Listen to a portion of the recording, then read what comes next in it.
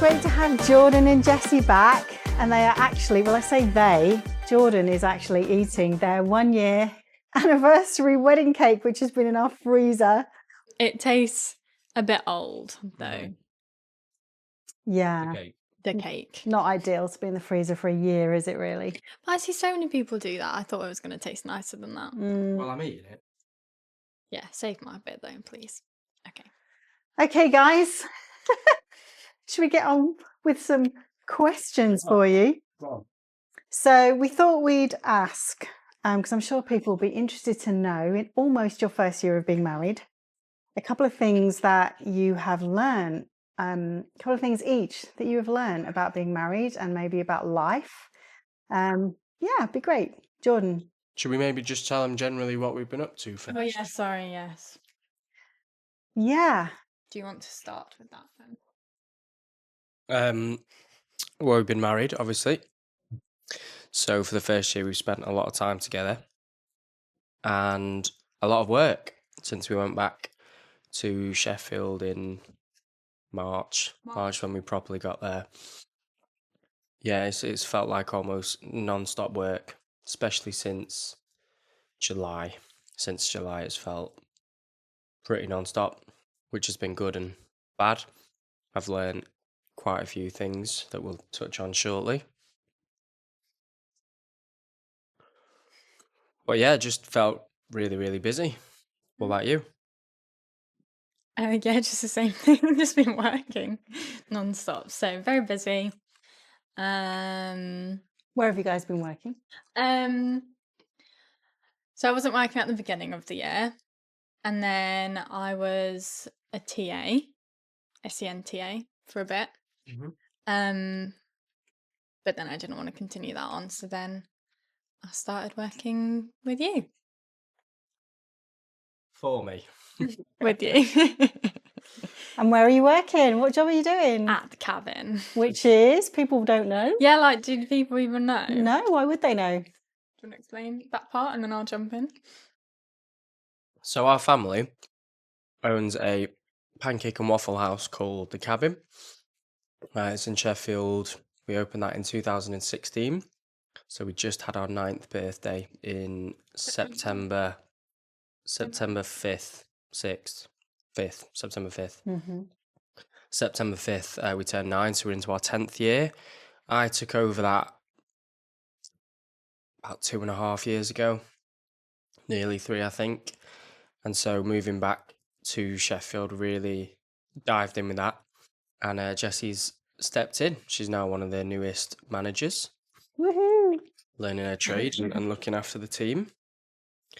So yeah, she came to join the family business, which I really like because it helps keep it feel like a proper family business.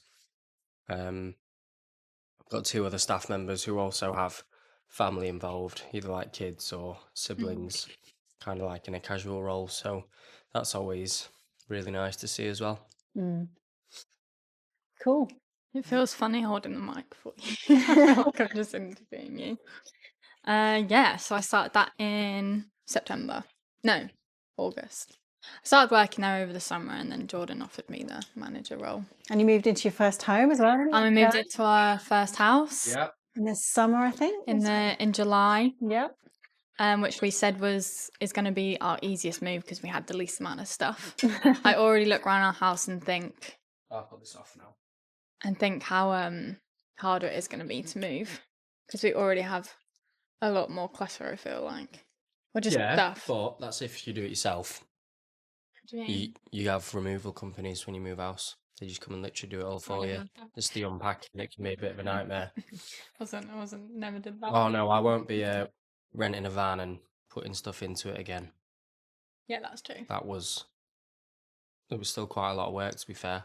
That was more work moving into our home than I've ever done before moving house. Yeah, but what I mean is our actual stuff was easy to move. We were just moving from one room. True, yeah. But then our furniture and everything. Yeah, I didn't actually do any of that under work. $1,000, it was great. Yeah. They got Facebook Marketplace. So that's all we've really been doing. But yeah, moved into our new house. I hardly visited back here. This is the first time we've come back, and unfortunately, I've been sick for 5 days now, including over Christmas. So we didn't really have the time to prepare for this like we were hoping to. Mm-hmm. But that has really confirmed and taught me yet another lesson, which we'll touch on shortly. So Yeah. silver linings in that. We could just jump into that one now. I'll let Mum ask. Okay. Okay. Well, let's dive in. So, Jordan, Yes. married. Mm-hmm. Let's hear a reflection or two from you. What have you learned from your first year of being married? I have learned that it's made me a better person. How so? Do you know, this is hard to like pinpoint exactly how so. Although you'll always know that I always felt that, how would I describe it? I used to say like I never felt like I'd be complete until I met the right woman. Mm-hmm. And I think you do actually, you can see that in the Bible, depending on how you read into it, that when two become one, you become the full reflection of God. And that before that, if you are destined to be married, you're not a complete reflection. So I like to look at that and see that, well, I've become like complete in that sense. Now, just quickly, if anyone's listening who isn't married, who's been in whatever situation, I am not saying that you are not complete you're or haven't incomplete. fulfilled your life or Yeah, complete if glad you you haven't been clarified married. that. I just want to clarify that. Yeah. But I would say I felt like I knew for me early on, whether this was right or wrong, that that would be the case. And like being married, I think has helped like center me. I think, giving an example, Mum often notices how me and Jessie talk like each other. And I think that's just a small part of how we've kind of become like each other. So we definitely balance each other out. And so I do think that Jessie helps balances out my maybe not so great traits or traits that are good, but when they go too far are not so great. So she brings me balance. Mm. Well, you're here, so I'm not going to speak about you in the third person. You bring me like accountability. So when I was younger, some days you just stay in bed till 10, 11 and then just not do anything. But you can't really do that when you're married anymore because, well, Sometimes. yeah, I don't feel like I can really do that when I'm married anymore. Yeah. So you just wake up and you're like doing something and like, oh, do you want to do this? Do you want to do that? And you just naturally get up. It's just the small things that you don't really think about that just allow you to be better. Be better, I would say. Mm. Great. How about you, Jessie? What's one of the things you've learned in your first year of being married? Well, I already knew this, but I've had it especially highlighted that I find it quite difficult to talk about things. So if we have to have a serious conversation or something, I find that quite difficult. Why? Come on, that face. What pace? I thought you were looking at something. So yeah, like if I need to bring something up to Jordan, I find it quite hard to bring up. Or if we're just in a conversation, sometimes I just don't talk about things. So I've had that especially highlighted. So then I feel like before you're married, or before I was married, I could just hide away from things that I was struggling with a bit easier because there's no one there that I have to talk to about it, if that makes sense. Mm-hmm. And also you see me all the time and you know me so well, so you force me to talk about things. Does that make sense? Draw you out. Yeah, like when I was at uni, if I was just struggling with something that I didn't want to talk about, I just wouldn't talk about it, and it's easier to hide. But you see me all the time, you know me so well, I can't really hide from it. Yeah. So yeah.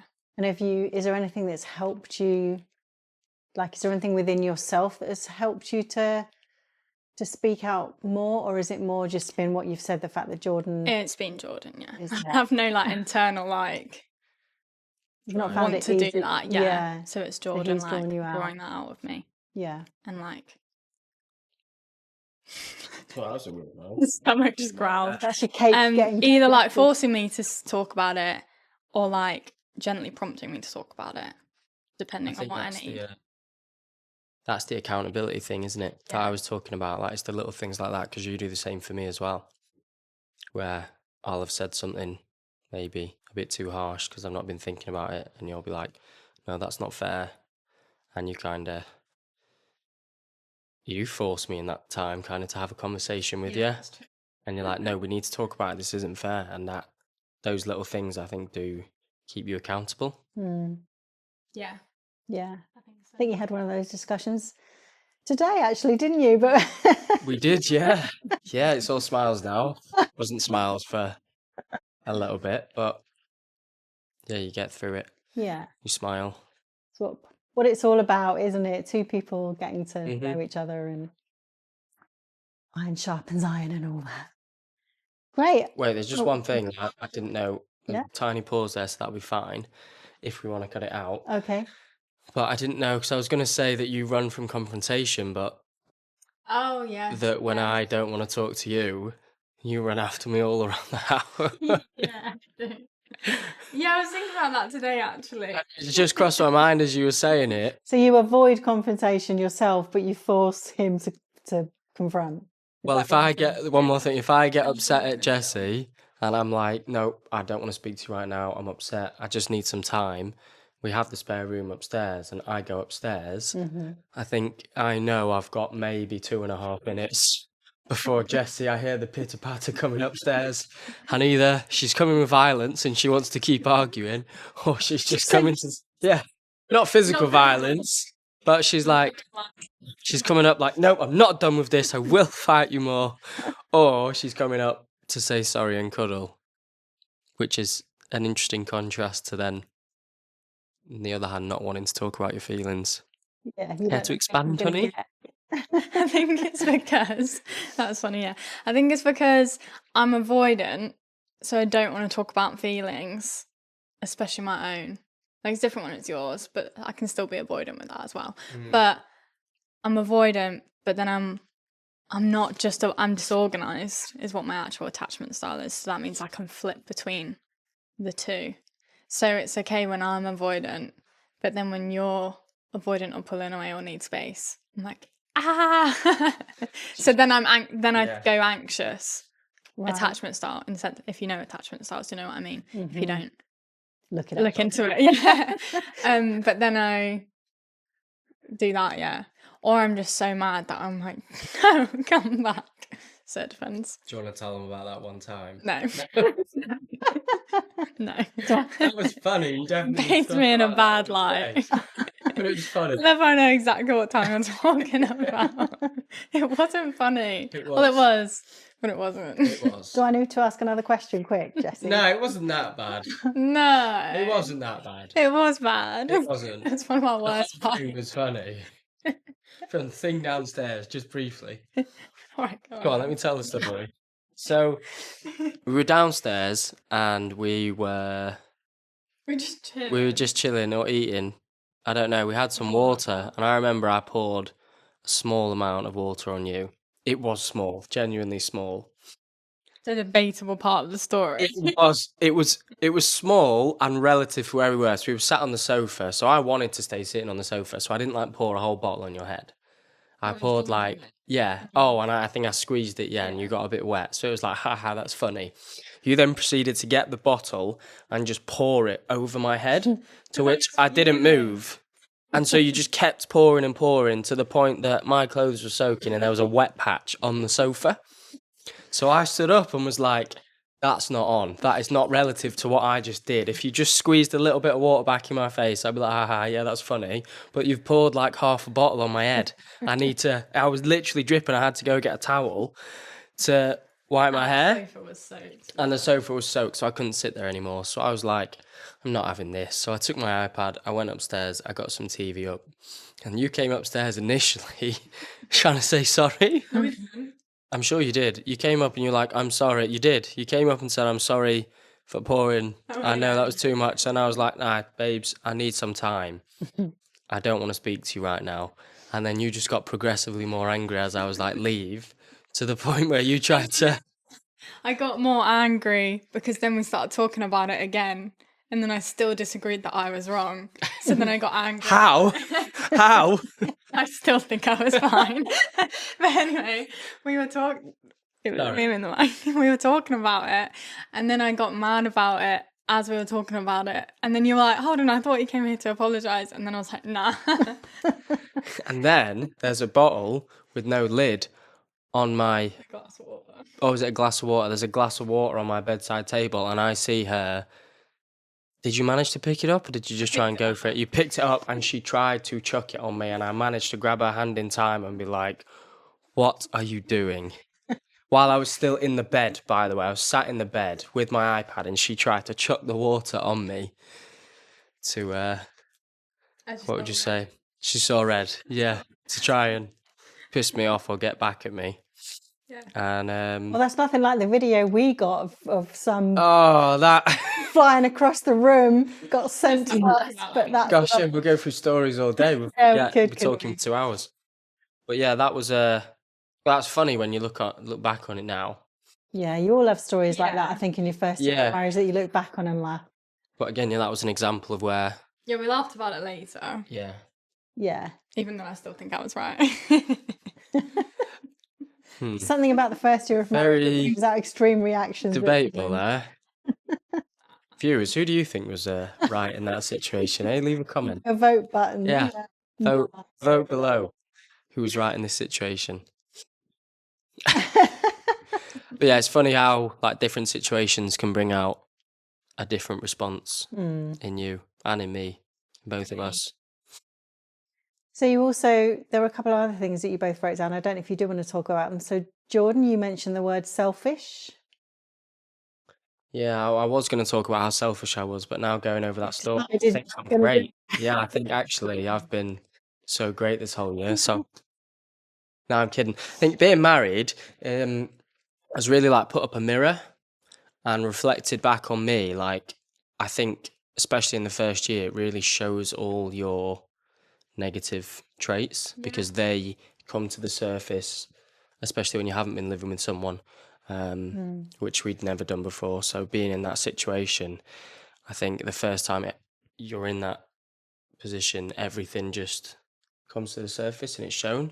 So it's a big reflection of like who I really am. And one of the things I've noticed is that actually naturally I am quite selfish.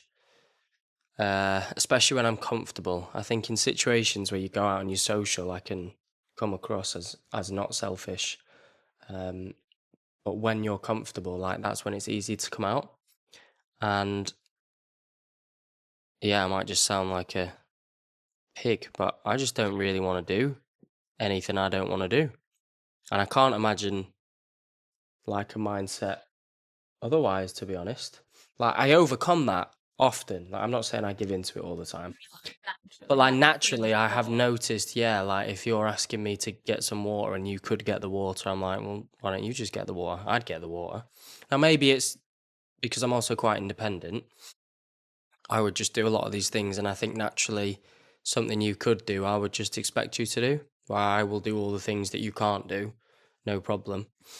But yeah, I think like just coming to terms with that and addressing that has been quite a big thing. Like realizing, oh no, actually, we are married, we are a team. It's not unreasonable for her to ask me to do something as long as it's not all the time and I'm not like a slave, which I'm not. So I know that's not the case. Then it is okay to do these things. And I do think it helps like personal growth by just doing those things even when you don't want to. I think that's going above and beyond within a marriage and doing more than just 50-50. It's those things that keep it sweet, because we've seen when I say no and then you say no and then days on end we're just not doing anything for anyone. That actually caused me at one point to say, I feel like we're in a loveless marriage, which, men, if you are listening, don't say that to your wife. Late at night as well. Late at night, right before bed. Yeah, to me, I knew exactly what I meant by it, and it just meant over the last week or two, our actions towards each other hadn't been very loving. I did not mean we were in a completely loveless marriage. I thought that was perfectly clear from what I'd said, but I later found out that it wasn't, as Jessie refused to speak to me until the morning and was not happy. So don't say that. Good tips. Good Yeah. tips. So Jessie, oh no, go on. I was just going to add that that's kind of what I meant when I was talking about like feelings as well. It can bring up a lot of like a mirror as well. I would agree with that. It brings up, like, that's what I meant by you can't run from things, because Yeah. we're just like a mirror of each other. Yeah, That makes sense. forced to look at what the other one's drawing out or bringing out. Or, Yeah. Forced to look inwards as well. Yeah, like, oh, I'm this or that or whatever. Yeah. No, it's true. So Jessie, you've said also you realised something that you didn't really realise before. What was that? So obviously we've done was it just love language? I can't remember what it was called, but we've done the podcast where we talk about love languages.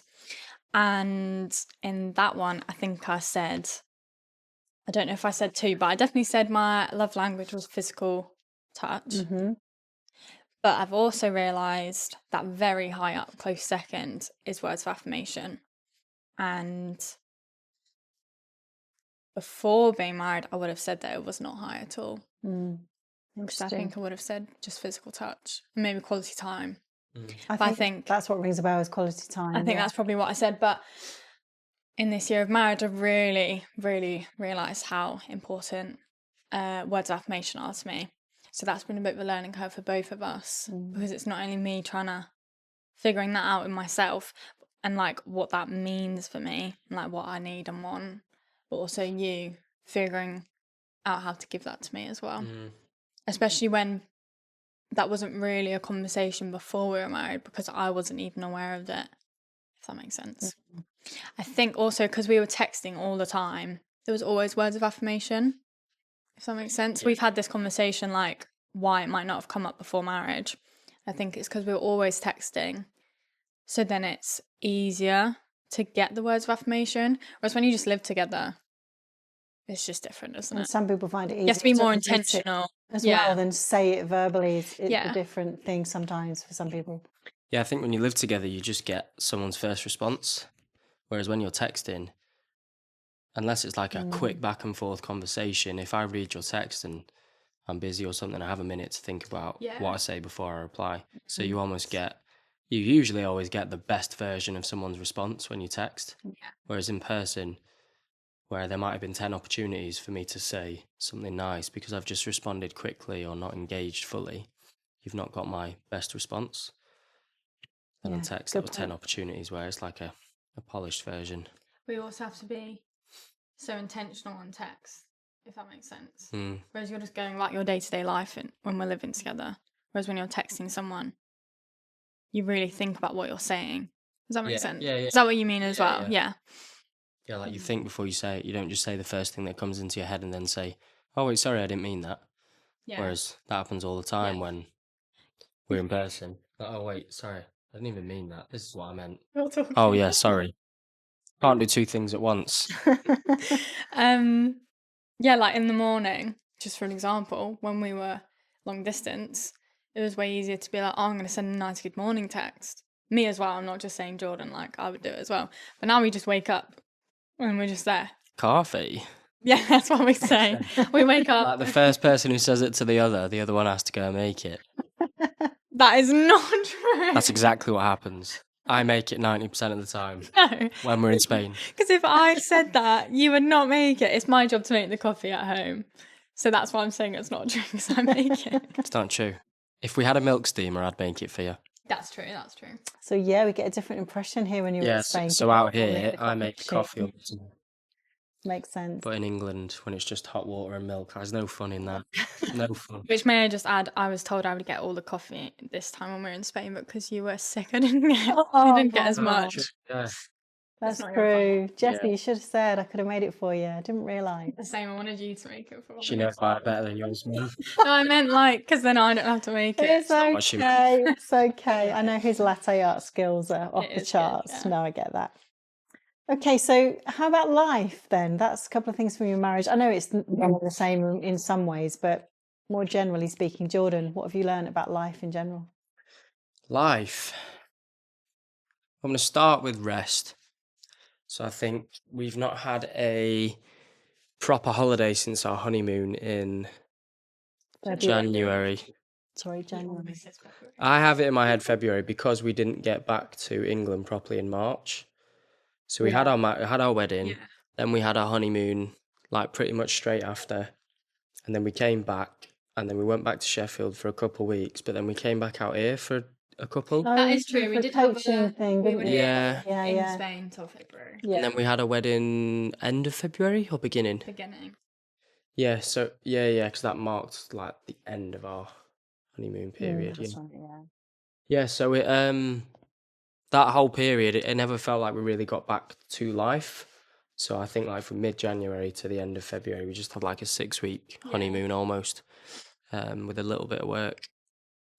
But yeah, that's why I was saying honeymoon in February. But since then, I haven't had really a holiday or a proper break.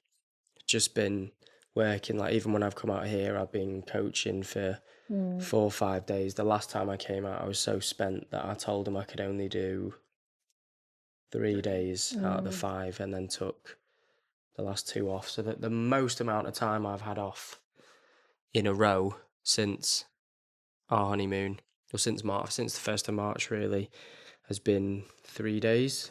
And then even then, I'm like thinking about the business or worrying about something. So I've not really had any time off. And then I come out here over Christmas, finally really excited for some time off. I got the 22nd and the 23rd, and then end of the 23rd I started to feel ill. 24th, by the end of the day, like it came on a lot. And then from Christmas, you can still hear it in my voice, I'd just been like quite badly sick, and I haven't been sick all year. And so I think it's connected. Like this was the first time my body was able to just go, and then I feel like it's just got ill because I haven't kind of looked after. I haven't prioritized my health at all, really. Not at all, but As in rest. You're not prioritising rest. I haven't prioritized rest. Yes, so it's more like recovery. Still managed to prioritize health a little bit, although it's been tough. Like being so busy, you know, that's one of the first things that can go out the window. And some of those circumstances that have made your life busy have been We're your role. Yeah. But it's lessons in terms of what you do even when that happens, isn't it? Yeah, because I do believe in rest. Like that's a principle that I've always had. But I will say I don't feel I've ever been at maximum capacity to warrant rest. And then in the situations where I was like playing professional football, you always had 2 rest days a week just put into that naturally. And the training period was so short, you know, you go in at 9 o'clock, you'd be done by 12. So it never really felt like I was at maximum capacity because you just had so much time off. So I always felt like I was kind of rested in that situation. And then you get 6 weeks off with nothing else to do. So I think this, especially since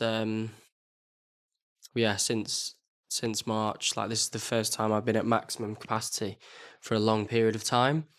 And going into January, I'm definitely going to be focusing on rest and regular rest and how to work from a place of rest and not rest from work. Yeah, that's the key. I knew those words, but it's hard to know until you've actually been through it. Because I'd hate to be in this situation next year or halfway through the year where I go on a holiday and just get ill again because it's the first time my body's had to relax.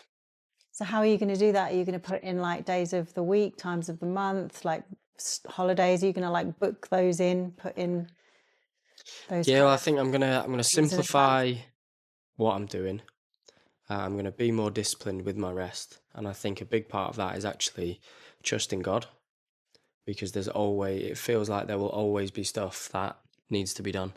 And I'm just going to have to trust God and say, it feels like I should be doing stuff right now. It feels like I should be working.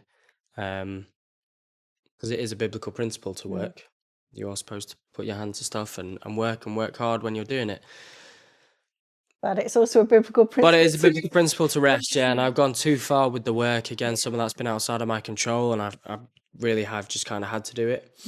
But yeah, now coming into January, I can definitely lighten the load, not take on more than I can, say no to things, prioritize that rest, and then just trust God. When I feel like the stuff I need to be doing, I'm going to have to make what will feel like a difficult decision and go, no, I'm not going to force myself to do that. I'm going to choose to rest instead, actually. But then resting properly. So not just waking up and Jessie going off to work and just watching TV all day. Like actually resting properly and hitting those 7 types of rest, I think is important. Otherwise, you're not resting. Do you want to say what those things are? Because people won't know necessarily.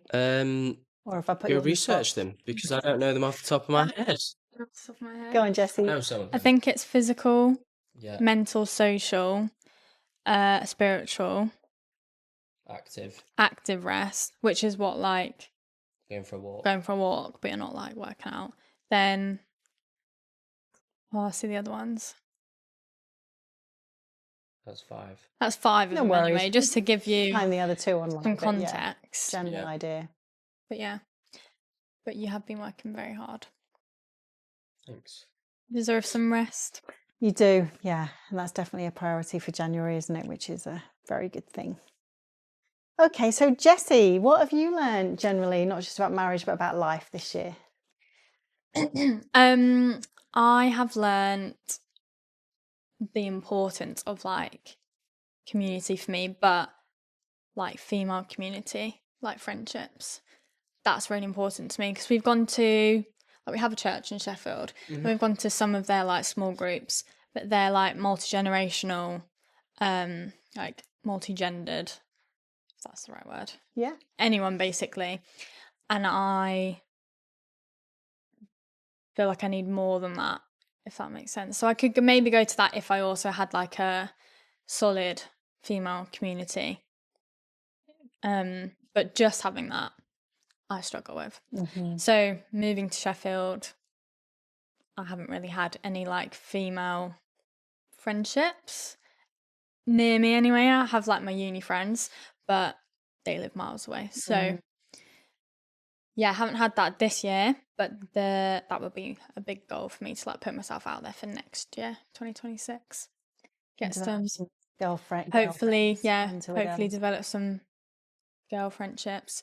Because before we were married, I had like a good like women's group that I had, and not that I was like really, really close with like all of them, or even would have called like any of them my best friends, but just having them and knowing that I had them was really beneficial. Right. So I think on reflection this year, I really need that. So I'm going to try and find that somehow and pray for it and put myself out there, which is a little scary.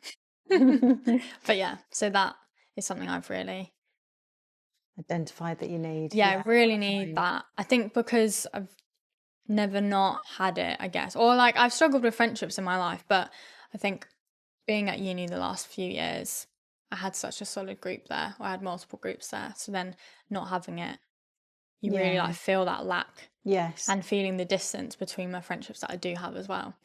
So, and it was a tough year for you, changing countries, changing locations, leaving your family, leaving uni, coming to a city you didn't know. It's a big change for you, and less familiar for you than it was for Jordan. So you've done very well. Yeah, and I think I was very excited to like find friendships in Sheffield. Like I was just like, oh, I will find friends, but it just has not happened yet. But that's okay. It takes time. Yeah, it does take a lot of time, and also probably could have put myself out there a lot more because we spend a lot of time together.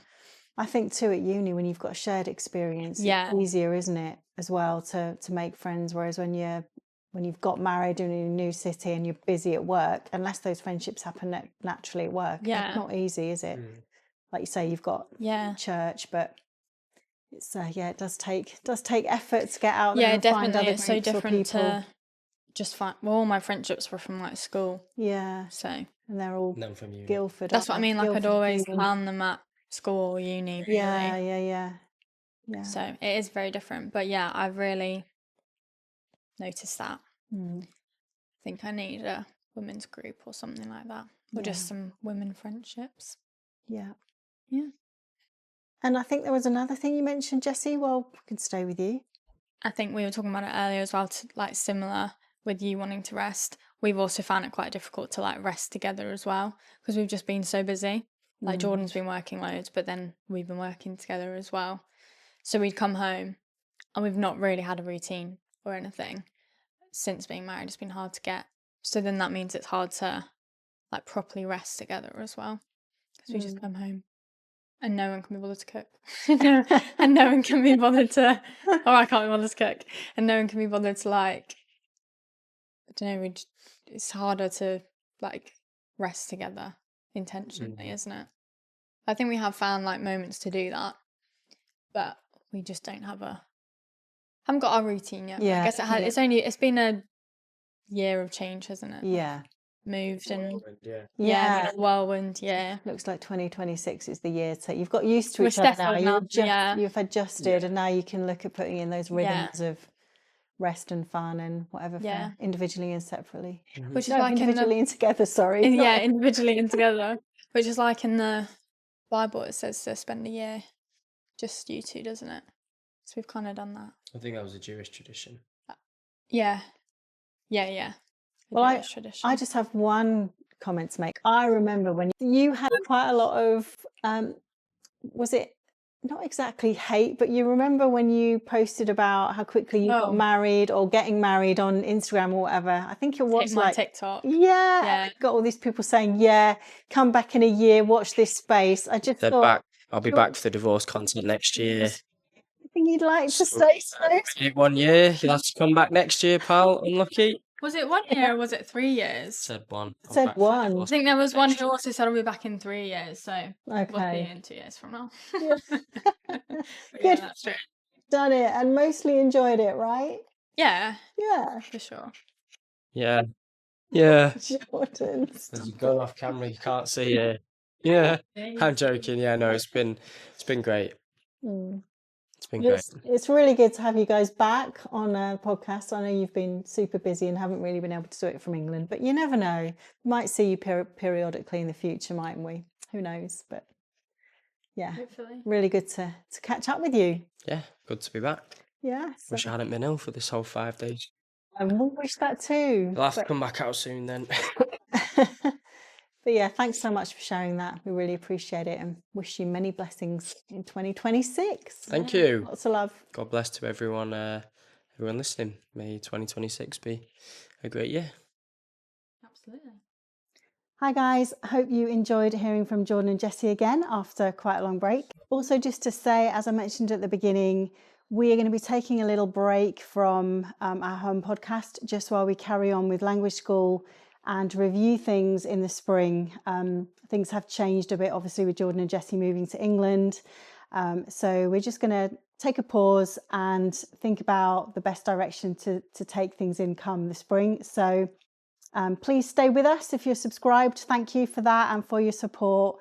And we will be back in touch in the spring, but we just wanted to let you know there will be a few weeks break. Okay, see you soon and Happy New Year to each and every one of you. God bless.